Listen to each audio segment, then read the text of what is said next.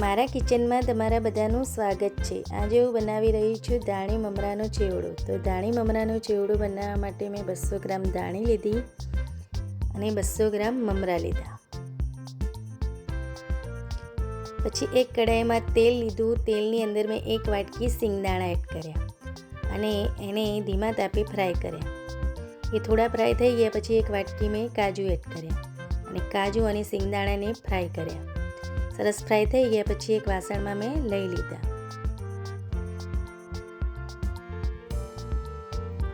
પછી મીઠા લીમડાના પાન લીધા અને એની અંદર મેં લગભગ 3 થી 4 મરચાં કાપી અને એને એડ કર્યા અને બંનેને મેં ફ્રાય કરી લીધા। સરસ ફ્રાય થઈ ગયા પછી એક વાસણમાં કાઢી લીધા।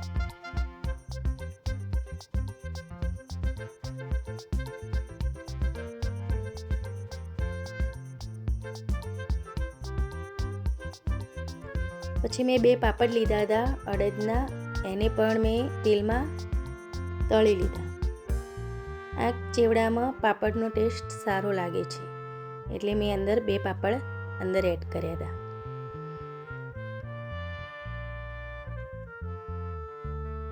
સરસ તળાઈ ગયો પછી મેં એને કાઢી લીધા। એ રીતે મેં 2 પાપડ તળી લીધા।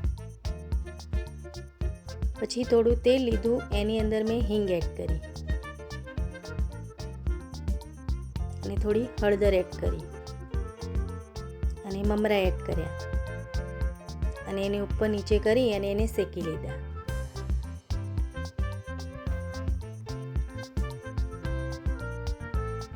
પછી અંદર ધાણી એડ કરી, ધાણી અને મમરાને મિક્સ કરી લીધા અને પછી ઉપર નીચે કરી અને એને શેકી લીધા। ગેસ ધીમો રાખીને આપણે ધીમા તાપે એને શેકવાના।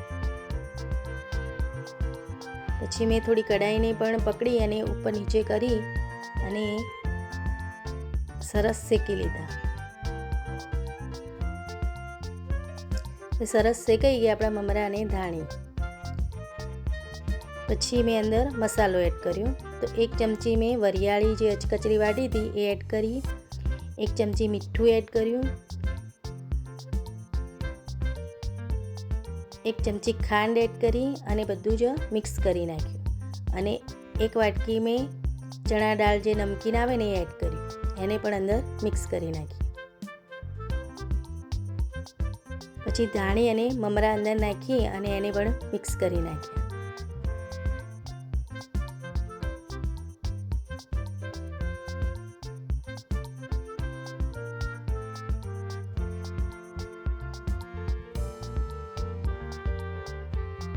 આ ચેવડો બહુ જ મસ્ત લાગે છે એટલે બધા ટ્રાય કરજો। પછી ઉપર નીચે કરી અને સરસ મેં બધું જ મસાલા મિક્સ કરી નાખ્યા।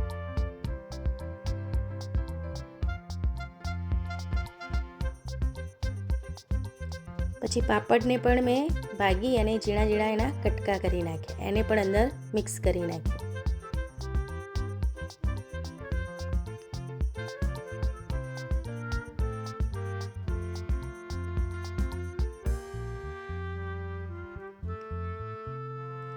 એ બધું જ મેં અંદર ધાણી મમરા અને પાપડ ને બધું જ મિક્સ કરી નાખ્યું।